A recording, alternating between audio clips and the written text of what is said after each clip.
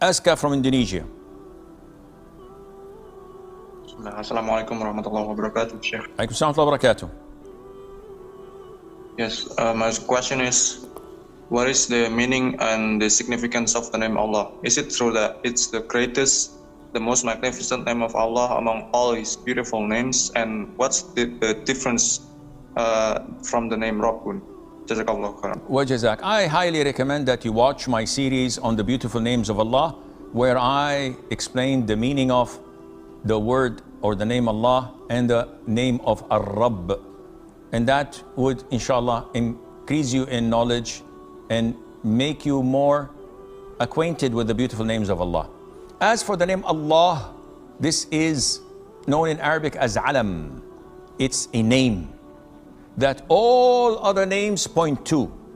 So when you ask, who is Al-Ghafoor? You say Allah. Who is Ar-Rahman? You say Allah. But you don't say, who is Allah? You say Al-Kareem.